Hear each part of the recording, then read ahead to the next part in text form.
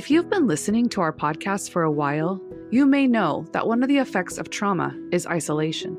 When it comes to spiritual trauma or abuse, many of us may want to distance ourselves from faith communities because of the hurt we've experienced. But we also know it can be hard to find a place to talk about and express your spirituality when you feel isolated. We still need community. That's why we are so honored to partner with Evolving Faith, a thriving online community, podcast, and conference. Evolving Faith exists to cultivate love and hope in the wilderness, pointing all the question askers, spiritual wanderers, disappointed disciples, and doubt-filled believers to God as they embody resurrection for the sake of the world. For the first time since 2019, they'll be gathering in person for their 2023 conference in Minneapolis, Minnesota on October 13th through 14th. Their speaker lineup includes On Being's Krista Tippett, pastor and New York Times bestselling author Nadia Bolz-Weber, award-winning writer and speaker Dante Stewart, best-selling author, spiritual contrarian Barbara Brown Taylor, and many more. If you're looking for a space and community where your whole self is welcome, where you know you're not alone in the wilderness, this is it. Find details and get tickets at evolvingfaith.com.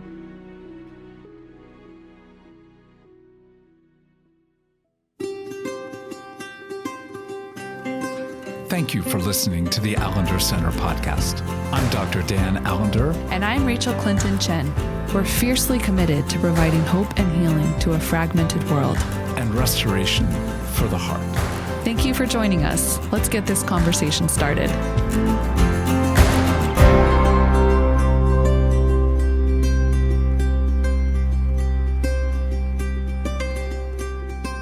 Rachael, we have such a privilege today that for the most part, I just sort of want to, start and then shut up. So that's my approach to the day. And on the other hand, I think both of us know that we've got so many questions, so we can't help but intrude. But today, really, I would say my favorite author in this day. Okay. Just an amazing human being. Curt Thompson. Curt, welcome. I'm going to introduce you in a moment, but just you can say hello. Well, Dan and Rachael, I'm hello and thank you. It is just, as I said a few moments ago, just really humbling to be invited to be part of this. And I don't know if I mentioned this a couple of weeks ago when we were at the dinner, but I said this to someone that I've lost 3 brothers to cancer, and they're all much older than me, much by 10 years or maybe more, and there are 2 men in my life, and Dan, you're one of them, who have stepped into that role. And even though our conversations are infrequent, they quickly run very deeply. And I'm really grateful for having the brother that I didn't get to have. And I'm just, it's always a pleasure to be in the room with you. And Rachael, meeting you now to have this conversation, just really grateful to be here. Well, thanks. I'm starstruck, but also so honored. Let me just do a few little things to say that Curt is a psychiatrist, therapist, writer, podcaster. Again, you need to look at his oeuvre, and between, again, the anatomy of the soul of shame, the soul of desire. Those are staggeringly brilliant, thoughtful, complex, theologically deep, but deeply personal books. So again, just to underscore, beyond all those lovely qualifications and gifts, what I would say of what I know of Curt is just he's a good man. So with that, we also want to say, this is so fun to be able to announce a new birth, the deepest place. I mean, first of all, that is such a sweet and compelling title. But suffering and the foundation. Is that right? Foundation? Or the formation of. Yeah. Formation of hope.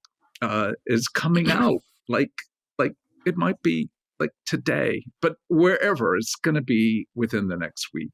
And I cannot wait to see and partake of that.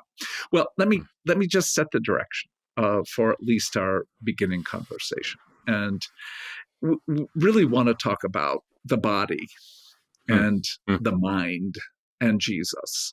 And I know that your book is focused particularly on Romans 5, and we'll come back to that soon. But what I want to begin with is this passage in Romans chapter 12. And Paul writes, "Therefore I urge you, brothers and sisters, in view of God's mercy, to offer your bodies as a living sacrifice, holy and pleasing to God. This is your true and proper worship. Do not be conformed to the pattern of this world, but be transformed by the renewing of your mind. Then you will be able to test and approve what God's will is, his good and pleasing and perfect will." So, my dear friend, help us understand the concept of Paul's use of the Greek word nous, mind. Unfortunately, I think we've often thought that's pretty much the left hemisphere. But I know that you're writing as, in some sense, a neurotheologian, as one who has understood and offered us so much more clarity about the concept of mind. Walk us through how you engage Romans 12. Well, I would say there are a few things. The whole notion that I've learned this and would say this, that everything that we need to know about the world and human beings, you can get by reading the first 4 chapters of Genesis. Yes. And and by everything, I don't mean everything that we need to know about geology or physics or baking apple pies. I don't mean that, but I mean everything we need to know about who we are as human beings. We can capture there. And I think one of the things that jumps off the page to me is what we read in those early lines in the 2nd chapter of Genesis, that God formed the man out of the mud of the earth and breathed the breath of life into man's nostrils, and man became a living soul.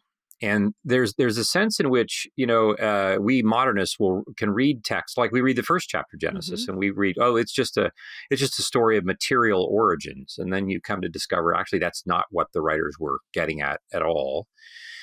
And then you read this, you read the 7th verse of the 2nd chapter, and you think, they're just telling us a fact about what happened in some place over there in the Middle East, allegedly.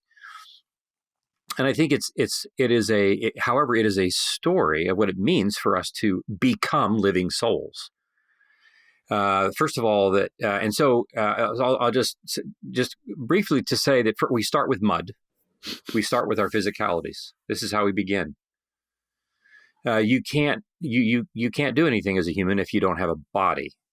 Right. You can't even do anything as a human if you're just a brain on a stick, right, which is what our kind of more modern ways of neuroscience tend to reductionistically have us believing that we are. We're just thinking things that's on, that's in a body. But no, as it turns out, my entire body is the beginning of the sequence. Now, it doesn't mean that the body is the most important thing, but it is the starting place. There is a sequence. And then we read that the breath of life, God breathes the breath of life into man, and man became a living being. And that sequence is also equally important, that my body it comes to life through its interaction with another. And in the same way, that other has to, life is brought forth from me, not from a distance. God doesn't wave a wand from a distance. He doesn't blow across the room.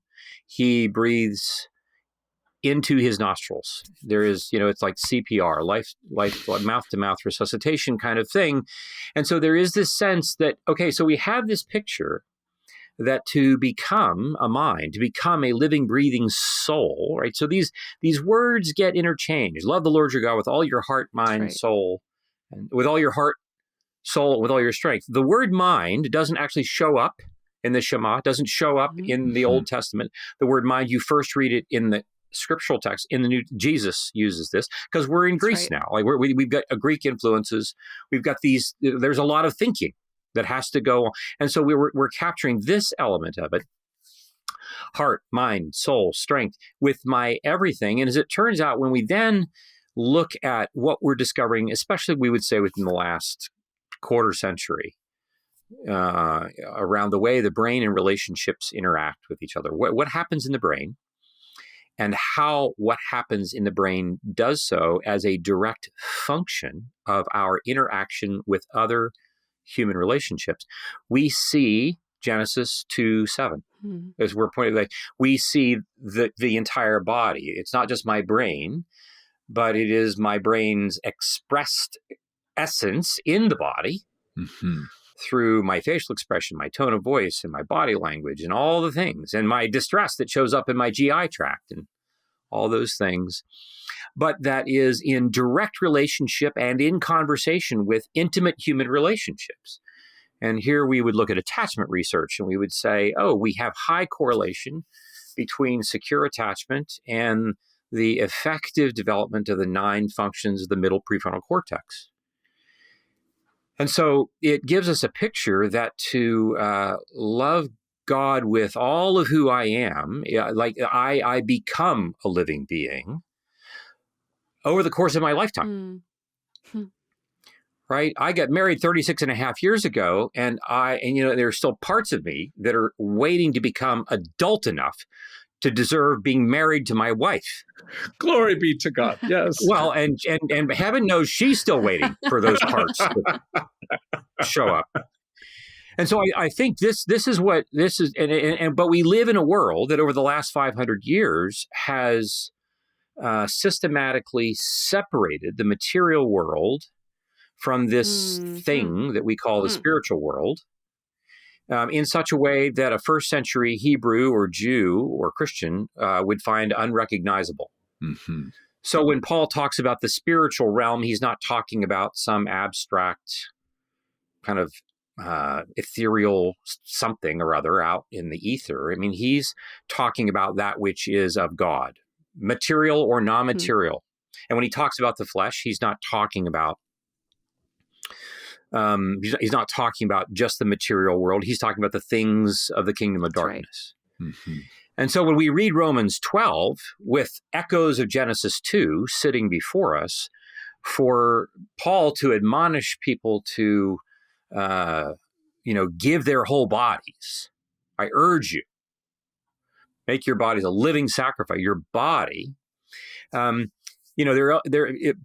with his, use of pronouns like your body, this plural, right? It's not just, I read that and I think, oh, it's Curt's singular body that's being asked to be given.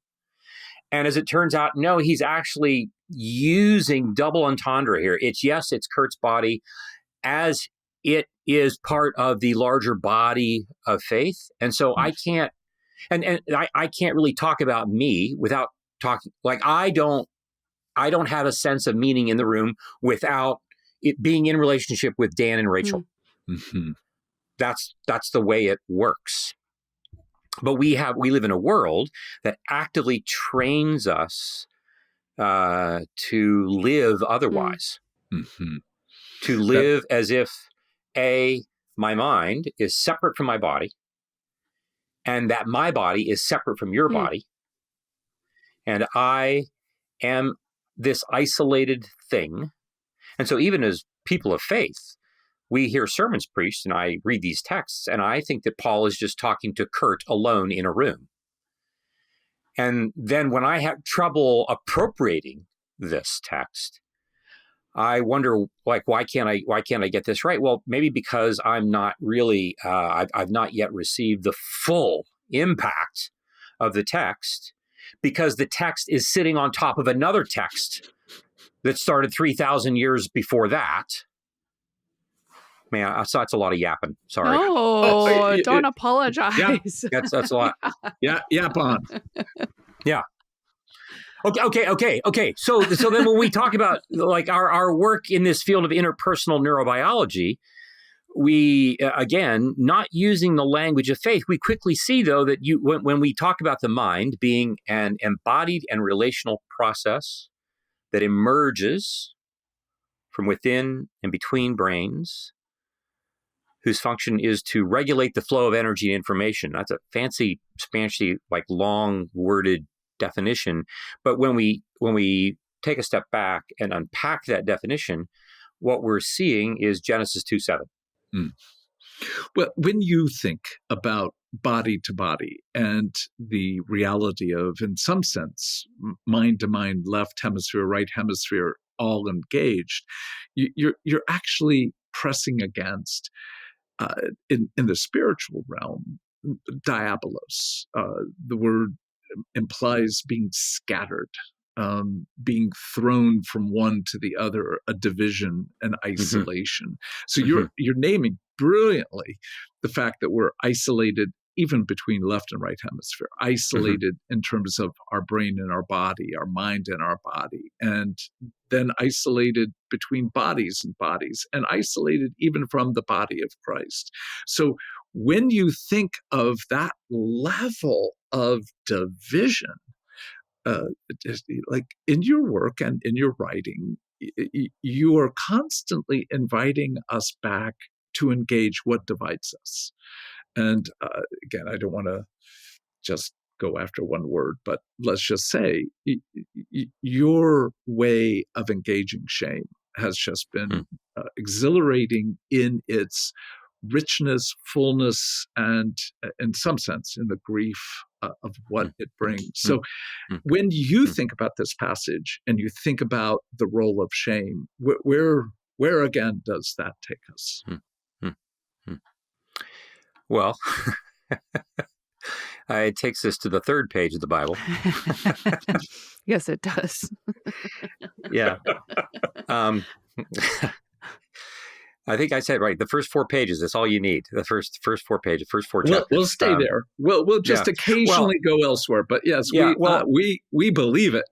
Yeah, but I think part of why we say that is we're so familiar with these texts that I think I'll speak for myself, that I miss often a great deal. But if we're willing to sit with them, of course, which is hard to do because of the supercomputer that I carry around in my pocket is training me not to sit with anything for very long, actively training me to not sit with things. And then if I have to, then I get anxious because my brain's waiting for the next new thing to come along that has to. So, and I'm not a Luddite. I'm not decrying it, but all that to say is that when we sit with these texts, we start to notice something. So, for instance, we notice we jump so quickly to formulaic ways of understanding our origin story. We already know there's a thing called original sin, and we know why that happened, and then the woman believed the lie, and da da da da. And so we don't have to be curious about that anymore. But I think when we read the text, the first thing that we see, one of the first things that I see, you're given this prompt at the end of the second chapter. The man and his wife were naked, and they were unashamed. Right, so the writers are priming you. They're priming you for something, and they're priming you for something that's really, really big. As we like to say, if you're on a cross-country flight from Philadelphia to Seattle, and by the time you get to the Washington border, your plane drifts off by 5 degrees, you may get to the West Coast, and you're still pretty close to Seattle. But if you drift off by 5 degrees, when you're 20 miles from Philly, you're flying to Mexico City. Yes. Right? You're not going to be close. And so these origin stories are important because they tell us about big things that put us off by 5 degrees at the beginning, which means like we're not even close to the target. And so then you think, oh, okay, shame. I got that. Got it. And then you think, when you read the third chapter, you think that, shame starts to show up after they eat the fruit. That's when, because it's more obvious, because like they hid themselves. Like, yeah, okay, they're I was ashamed. And what I think we sometimes miss, what I missed for a long time, is that shame is actually involved in the story long before any fruit gets eaten. And shame emerges because this is, and that, we think, oh, the snake tempted her. What we don't, it doesn't occur to us that the snake was committing violence against her. He wasn't tempting her, as if temptation in and of itself is a neutral thing and we just have to make the right choice. Temptation itself is an act of violence. Mm-hmm. This is why the scriptures will say God never tempts anyone. He tests us. He allows us to be in situations, as he allowed the man and the woman. He gave them, he gave them a list of the side effects of creation, right? He said, if you're gonna live in this world, right, here's the potential side effect. You can't eat of this tree. You can't eat of everything else, but not this one. And then the test comes. From God's side of the equation, that's not a temptation. That's an invitation to grow into somebody even more than who you are. But and because his intention, as we when did the first wound take place in the creation narrative? One chapter earlier, right? Adam goes to sleep and wakes up with a chest wound. Yes. Right? But the difference is the intention. The difference is the intention, that God's intention is to create beauty and goodness. Evil's intention is to devour. And so that's why that wound manipulates shame. I mean, he's essentially saying to the woman, God doesn't really love you as much as you think he does. You're not that important. He talks about God, but lets the woman draw conclusions about herself. And so this whole notion of shame being an act of violence is fundamental. It's not just a feeling. It is a neurophysiologic event. But just as its origin in the scriptural story is early, so it is early for us as human beings, 15 to 18 months of age, we experience it. And sometimes, people will sometimes ask, well, Curt, is shame ever something that is good or necessary? And I say, absolutely. You read Paul in 2 Corinthians chapter 7, where he says, there is a godly grief that leads to repentance. There's a godly shame. There's a godly distress that leads to repentance. And there is an ungodly grief that leads to death. And so we would say the question is not, do we feel it or sense it? The question is, how do we respond to it when we are in the middle of it? And God gave them an out. God, even when all this is going on, he comes to find them in the afternoon on the day that everything's going wrong. And he asks them questions. Like he's giving them an option. He's giving them a way. He wants them to have a way to, that's okay. We've done this now. What do we now want to do? And instead of Adam just saying, I've really screwed this up. Instead of saying that, he just does what we all do. He and she did, we just start, I feel ashamed. And so I have so much of it, I'm going to share some of mine with you. Right. I'm just going to, so I give it to my wife, and my wife gives it to the snake, and all these things happen, but it happens very, very primitively, meaning early in the anthropological story, in the same way that it happens early in each individual's human condition. It expands like a contagion, silently, but violently nonetheless. And one page later, you have one brother murdering another brother because probably of their parents' unfinished business with each other. Yes. Envy playing itself out in how one is perceived to be in relationship with others and ultimately with God. And one of the fascinating things I think about shame, there's this sense that when we look at what God's intention is for optimal creative conditions, we look at the end of the second chapter and the man and his wife. There's this sense of similarity, male and female. There's a lot of us, men and women, very, very similar in most ways by far. Where we are different, we are infinitely different. We are immeasurably different, right? X, Y, X, X, Like we are measurably, but that is a symbol also for everything else that comes. It's a symbol for me, like Northern European dude, like working with African American, working with my Latino. It's about men and women. It's about black and white. It's about all the differentiated parts. And God has created this differentiated world, and saying the orchestra is coming together to produce a beautiful symphony. And we have to do it by bringing lots of different parts together. And that is what evil then uses shame to exploit. Instead of all of those different sections coming together to have Beethoven's Ninth, we're going to like bring a 4x4 onto the stage of the concert hall and just run everybody over. Mm-hmm. And so we separate. So shame separates the sections from each section, as well as within the section. All the different violinists don't want to have anything to do with any of themselves either.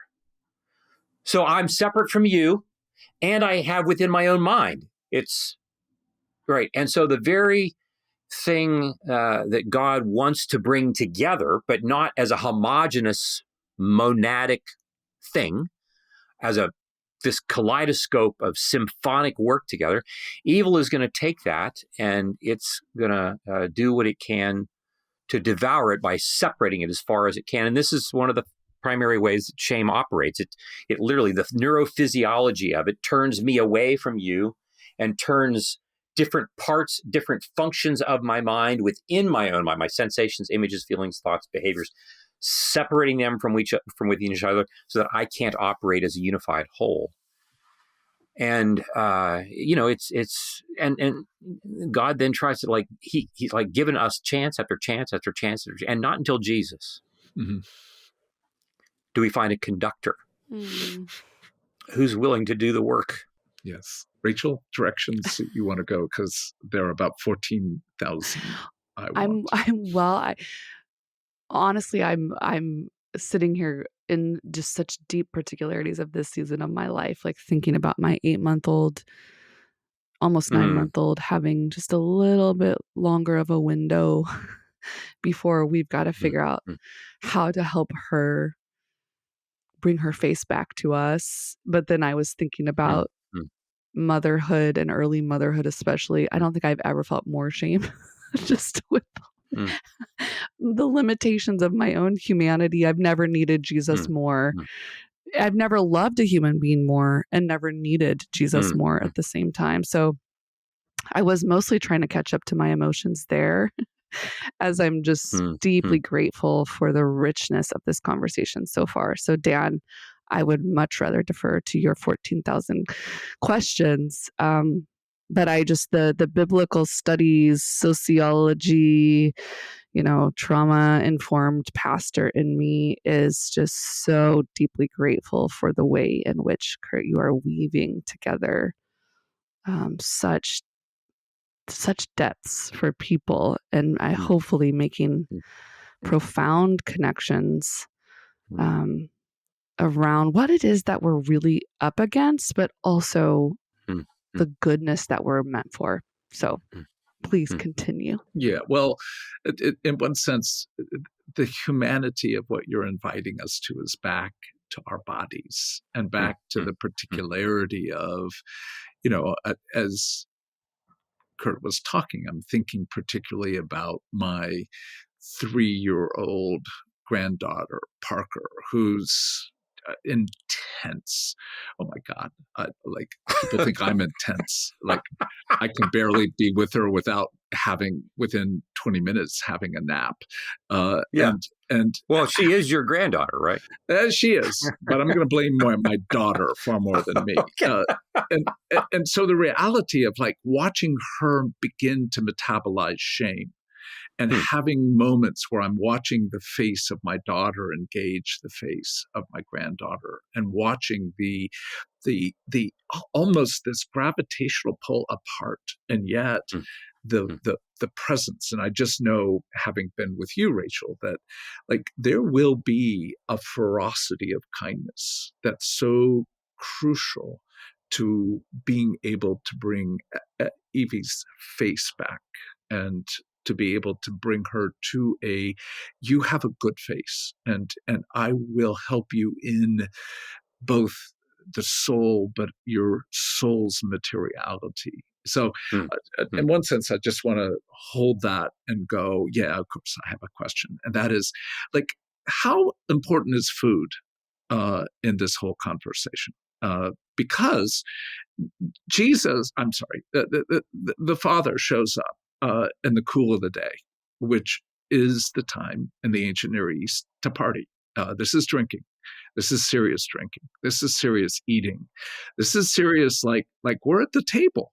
And when you're at a table around food, you've got all the sensuality of what the body holds with regard to good drink, good food, and in one sense, good music, good story. This is the realm of what it means to give your body as a sacrifice. Like, I think many of us think the task is like, give yourself to the ministry and somehow that, but actually the whole notion of, in this sense, giving your body over to worship, to sacrifice, is actually participating in the pleasure of the body in the body, meaning our body with the body, i.e. other relationships. So there is something crucial about food, sensuality, relationship, and the table for the engagement with what divides us, but also with what brings coherence and wholeness. So as you've been thinking about all these categories, like, how well do you eat? You mean quite literally? Oh yeah. I mean, like, do you eat a lot? Do you eat with people? Like, how is eating really important to your own sense of dealing with shame? Well, I'll answer by saying this. So, I mean, I'll just say, like, I love being at on the evening that we are on this day that we are recording this evening. I'm going to have dinner. My wife is going to have dinner with a group of her friends, and I'm going to have dinner with a good friend of mine. And, he and I could hang out and talk for 2 hours this afternoon, but we're going to have dinner together. Mm-hmm. And that's not going to be the same experience. It's going to be a very different experience. And it's going to be at an Irish restaurant that we both just adore. And so there is this sense, and again, I think we would say, everything about that story in Genesis, this whole notion that we are in not just Eden, but we are in Eden's garden, which is separate. Like, it's a distinct part of Eden. So we haven't just come into the house; we're at the table in the house, and we're where the two trees are. And this is where now they're hiding among the very things that have created the trouble, right? They're hiding among the bushes. And this sense that, there are all kinds of ways in which the choice could have been offered, right? You can stay in the garden, or you can step outside, but you can't step outside the garden, right? That's the kind of a choice that we could give. We could give them all, but he gave them a choice that has to do with eating, that has to do with nourishment, that has to do with the choice. The nature of the choice was caught up in the very necessary essence of what we require in order to live. And so it's not just some moral decision. I'm just changing my thinking. It's a matter of what I am, as we like to say in our work, the work of new creation is an act of ingestion. We ingest, we digest, and we metabolize. You ingest in a matter of seconds, you digest in a matter of minutes to hours, and you metabolize for the rest of your life. And what we would like to believe that we do, and so this gets, I'm going to come back to your, I promise you I'm answering your question. We would like to think, I would like to hope, I like to think that my transformation should simply happen by being able to, in the amount of time that it takes me to consume a meal. I don't like the notion that my transformation requires the amount of time for metabolism to take place, relatively speaking. And so we now live in an age in which, there are lots of cultural lines in the sand that have been drawn over all kinds of questions. Mm-hmm. And shame is in charge of every single one of those conversations. It's in charge of it. And so when people ask me questions that have to do with politics, or that have to do with sexual ethics, that have to do with immigration, I say, I would love to have a conversation with you about that, but it would mean you're coming to my house or my coming to your house at about 6 o'clock, and it's going to have to be a conversation that lasts over a long meal with really good food and really good beverages. That's what it's going to take, because we need to be in the garden to have the conversation. Now, being in the garden doesn't guarantee good outcomes. Like God, he had a plan, and his plan didn't work out so well for him. Right. Things weren't going well for God on the third page of the Bible. Yep. And not to mention that it wasn't going well for humans. But I think that the point being that shame necessarily, my fundamental neurophysiologic response to shame is to act as quickly as I can to reduce the distress. And the primary way that I do that is by turning my face away from you, because I can't tolerate the gaze. I can't tolerate what I start to feel when I see you seeing me. And this is why we say developmentally that shame and guilt are different, and that with guilt we are, it requires an older brain, it requires a more mature brain to experience that, and why people who feel the thing that we call guilt when they've done something wrong to hurt somebody with whom they have an intimate relationship, their tendency is to move toward them. And with shame, we don't. We move away. We turn away, which is why with shame, I need you to come find me. I'm not going to bring my shameful self to you. I might bring my guilty self to you. I won't bring my shameful self to you. I need you to come find me. And this is the story of the gospel. This is the third page of the Bible. God doesn't just happen to be in the neighborhood, right? He's coming to find them. And it's this continual story of God trying to come and find us. And so, I love that story that you're telling, Dan, about Rachael with your daughter, right? And Dan, and with your granddaughter and your daughter, like turning her face toward her, the 3-year-old. And there is a certain sense in which we as parents, we as friends, we as mentors, we are coming for people. But I cannot, and I want my child to turn toward me. I don't want them to sit in their shame. But the real kicker is, like, I can't make my child turn to me. That is a story between my child and God. And that often really pisses me off. Yes, absolutely. That I can't get my kid, and my kids are now 32 and 29, that I can't run my kid's life, especially and including having them turn to me when I don't want them to turn. I don't want them to turn away. And so in some respects, shame necessarily is this thing that's happening communally. It's always happening communally, but we each have our own particular work that we have to do. You can't do, I'd love for you to be able to do my work for me when it comes to shame. But at the end of the day, I am going to have to decide, am I going to look at Jesus or not? Nobody else can do that work for me. Yeah. And there's no, and there's no like guarantee about what the outcome is going to be. And that's, and this is the risk that God takes because and I would say it's a risk that he's willing to take because he takes us that seriously. Well, I think that's what I was feeling when you were talking, was like, how will I let Jesus meet me in my shame, in my failures as a parent, so that I can bring my face to my daughter as she's wrestling, with that sense. And that's really where I was sitting, was like, I think that's really the hardest part of parenting, is contending with our shame and actually doing the work to manage it, to release it, to find healing, to allow Jesus to look at our face in the midst of our shame, be able to Right. tolerate that, because like you were saying, we give it away. We share it. And I think, oh my gosh, in Right. parenting, we so often share it with our children. Oh, the stories I could tell of, like, yeah.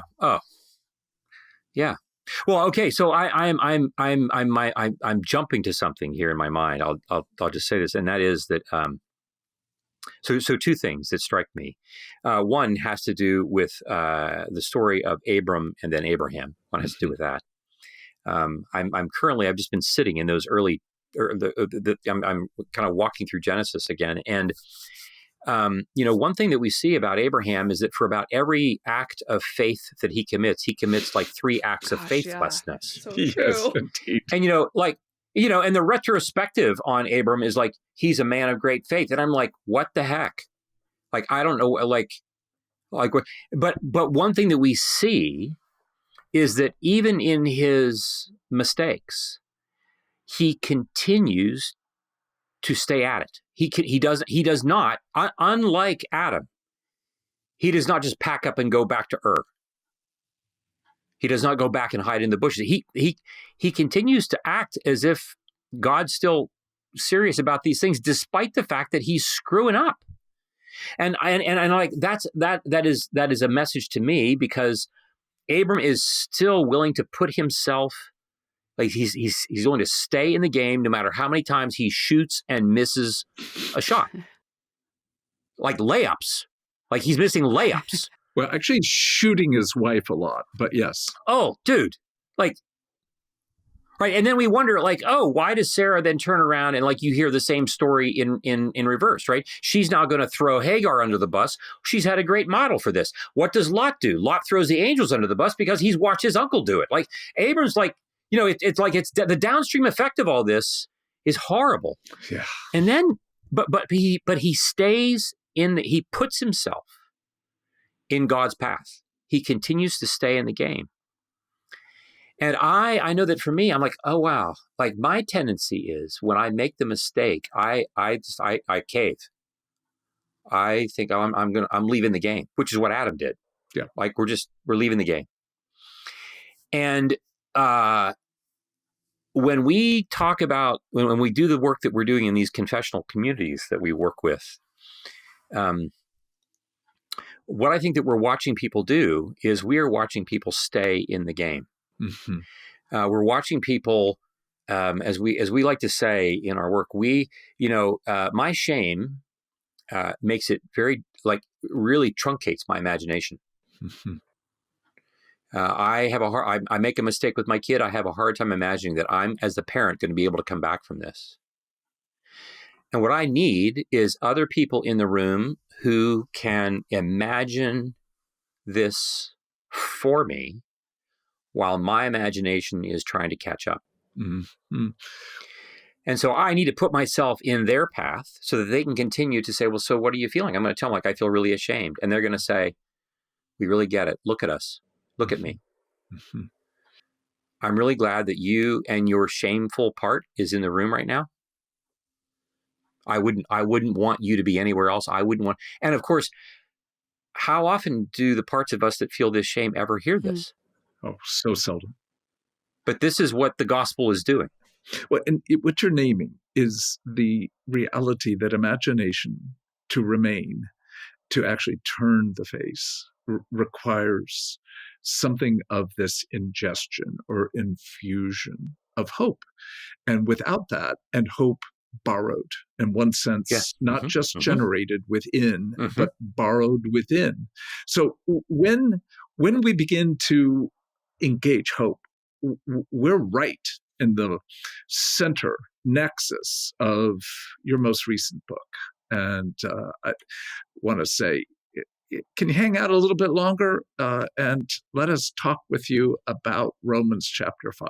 Make a shift from Romans 12 to 5 so we can begin to get a sense of, okay, how does this renewal of the mind come in relationship where there is the potential to, in one sense, defiantly stand against shame, but we need that interpersonal, biologic, neurologic process for the redemption. So hope is ahead, folks. We'll be talking with Curt soon.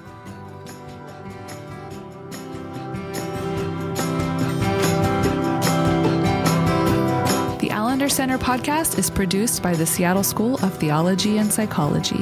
If you'd like more information about the Allender Center, you can look at theallendercenter.org.